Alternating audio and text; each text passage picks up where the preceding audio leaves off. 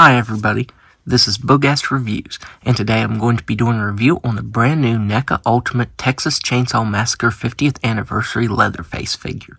So before we take a look at Leatherface, let's go ahead and take a look at all of the numerous accessories that he comes with. So first up, he comes with a set of open hands, and his hands are surprisingly detailed. Just like with the mummy figure that I reviewed yesterday, you get some really nice texturing on the hands and some paint variation. I was really surprised at how detailed his hands are. Up next, you get his accessory holding hands, and the paint variation on them is a little weird. On the left hand, you get this black wash in between the fingers, and on the right, you get this like really light skin color. It almost looks white, so it looks a little funny there. Up next, he comes with this cleaver. Would have been cool if there would have been some bloody detailing on it, but you do get a nice wash over top of the handle. Looks like a black wash, and that looks pretty cool. Up next, he comes with the small hammer, and despite it being a tinier accessory, he can actually hold it very well. The sculpt to the wood grain on the handle looks good. Neca did a pretty good job on this. I'm really surprised at how well he can hold this. Up next, you get the large hammer, and because it's so thin, it just slips right through his hand.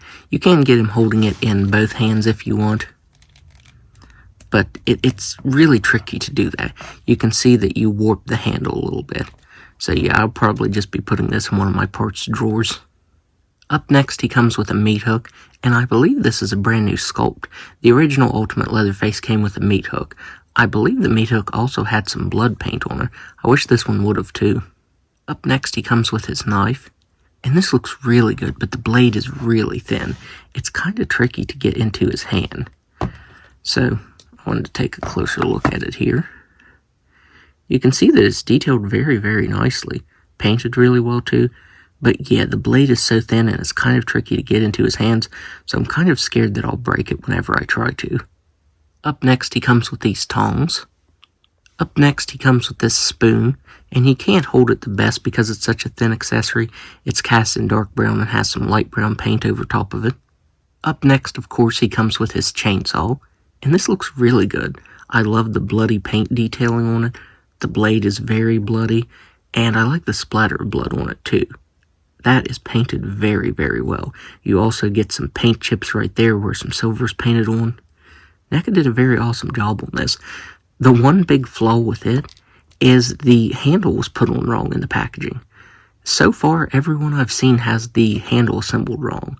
The handle was actually on the side, so I did have to boil and pop it and insert it the way that it's meant to be. So yeah, definitely reassemble that if you get this. You will have to pop it apart and flip it around so that the handle is up here on the top. It's very weird that everyone I've seen has the handle assembled wrong into the chainsaw. Up next, he comes with an alternate head and apron. So I wanted to show off how you do this. You just pop the head off like that. This is really, really thin, so that kind of worries me that if I take it off too much, it might rip it. This loop right here is very thin rubbery plastic, but to get this off, you just slip this down off of him, and it comes off pretty easily. Now, like I said, these loops back here feel pretty thin, so if you switch it out too much, you could split them, and that is something that I'm definitely worried about with this. And to slip the other one, you just have to put it on like this. It is a bit of a process, so you just kind of slip it over him like that. Make sure that the tie is sticking out here, and then just put this over top of his neck like that, and then there you have the new apron attached. And to complete the look with this new apron piece, you get the old woman mask head sculpt, and I think Neca did a very awesome job on this. The texturing to the mask looks really good. All of the details on this are printed on. There's no solid paint details at all. All of the stitch work right here, the lips, around the eyes, all of that is just printed on. I do feel like this figure has an over-reliance on printed details over painted on. But as far as this mask goes, I think it looks really good. And you get some really nice sculpt to the hair. I thought the hair was a little more gray if I was remembering correctly. But I think that this is cast in black and has this kind of sandy blonde paint over top of it. But I think the way they painted that, it looks really good. You get the hole in the top of the mask, which I actually thought was a little bit bigger. So not only did I think the hair color was a little bit different, but I thought the hole on top of the mask was different. A really cool thing about this apron is the right pocket here, you can actually put the spoon down in it. I didn't realize that it was open, but yeah, you can actually put the spoon down in it, and I think that is very awesome. And finally, he comes with this alternate wide-eyed head sculpt. And this looks really awesome. Neca did a very awesome job at sculpting the hair on there. The mask is also sculpted really nicely. The texturing looks really good. But as I said, all the details are printed on. There's no sort of solid paint at all. And when you get to looking at it up close, it is very, very pixelated. Like, they even printed on his lips and the variation there on his teeth. So while it does look good, I do wish they would have actually used some solid paint on this head sculpt. So taking a closer look at the standard head sculpt, I think Neca did a very awesome job at sculpting this. The hair sculpt is phenomenal. You get some really awesome sculpt detail to the mask, like some texturing. It's just weird because like the wrinkles in the mask right here are printed on, and it looks kind of funny to me. Like, I don't think the printing like on the mouth and the eyes, and even this mark right here in the mask look bad. It's just the weird wrinkles right here that are printed on that look a little bit odd to me. But other than that, I think this head sculpt looks really good. And if you actually look, you can see that they sculpted a little bit underneath the mask. You can see some facial hair right here that's painted on. So yeah, that really surprised me. Neca did a very awesome job at sculpting this head. So taking a look at the rest of the figure, the apron has printed on bloody detailing. I definitely wish that would have been solid paint. Like, do some solid dark glossy red and then print this lighter color on the outside. I don't think it looks bad, but in hand it is extremely pixelated. I'm hoping the camera is picking that up, because in hand it is just very pixelated. I definitely wish we would have gotten real fabric aprons like the previous one. This one might lay a little bit better, but I really did like the fabric apron on the previous version.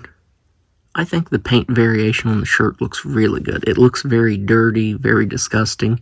They did a really awesome job at sculpting the wrinkles and painting them on there. The one thing that I don't like about this, though, is they printed the lines on, and it's very, very faint. If you look at the old version, they actually sculpted the lines on the shirt on, and I really like that. I do feel like maybe the shirt on this one was a little too dirty. I think the paint variation on this one is done a lot better. But yeah, I definitely wish they would have sculpted the lines on the shirt on instead of just printing them on. You get Pam's bracelet right here, and this is cast in a gray collar, and it does have some really nice touches of gold, but I feel like it's a little haphazardly put on. Like, if I remember right, this whole thing should have been done in silver. Like, this is just done in like a bluish color. But yeah, I'm pretty sure it was like silver and gold. So I definitely wish this would have been painted a little bit better. I think the flat gray right there just looks really weird. They actually did some really awesome sculpting on arms. You can see that they textured it for the hair on his arms, and they gave it this wash to make his skin look a little dirty. On both sides, he has some really awesome sculpt and paint detail to his arms. I was surprised at how well they're sculpted and painted. You can even see the vein running up his arm right here. There's a look underneath the apron. The shirt is still sculpted and painted very well underneath there. The silver is like way too concentrated. The one time that they really needed to print the silver on, they didn't. They used solid paint, and it is really, really noticeable. I feel like it's really distracting if you take that off. But other than that, you get some very awesome sculpt detail to the pants. You get some really cool texturing and a light wash over top of them. And you even get this cut on his leg that has some really nice glossy blood paint to it. That looks really good. You even get some brown paint for dirt down here at the bottoms of his pants. You get some really cool texturing to the shoes here. He has some very, very awesome sculpt detail to him. I do feel like the paint is kind of lacking in multiple places, but it definitely does have some very awesome sculpt details to him. So now, let's go ahead and go over his articulation while I have the apron off.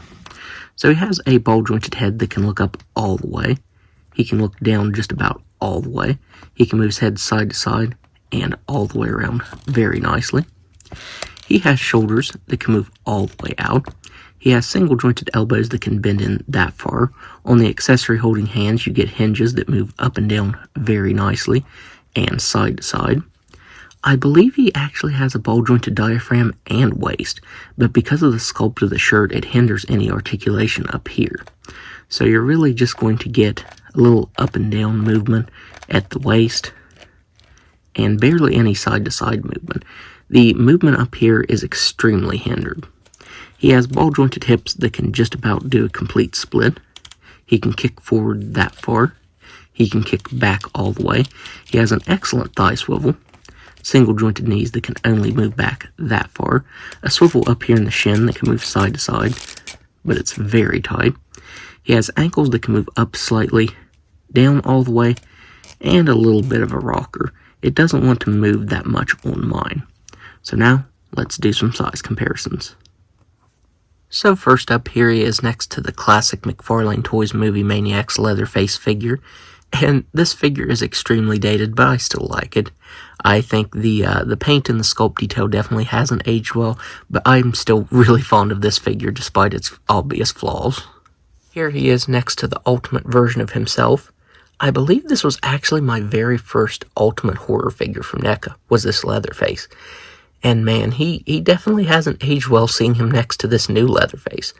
I think the new Leatherface looks so much better. The sculpt on it, how large he is, I think it really captures how imposing Leatherface is. But yeah, there's not a single reused piece on this new Leatherface figure. Everything is all brand new parts. Here he is next to the video game Leatherface figure. It uses the same mold as the previous one I showed off. Of course, this time it's done in that green color. And I would love to see a new version of this on this mold. I think that would be incredible. And finally, just because he was close here to my review station, here he is next to the Dream Sequence Jason figure. So overall, I think Neca did a really good job on this. I think they did a very awesome job on updating Leatherface. I really didn't realize how dated the old Ultimate Leatherface was till I saw him next to this one. This one just looks so much better. Like I said, the size of him, he's definitely more imposing. I think the sculpt is way better. The only real flaw this figure has is it has an over-reliance on printing all of the details on.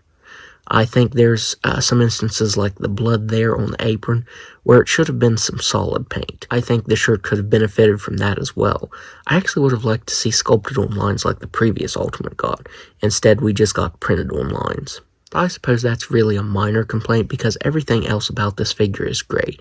Like I said, it is definitely a really good update, and Neca did a pretty good job on it. So, that's my review. If you like this review, be sure to hit the like button and subscribe to my channel. Thanks for watching.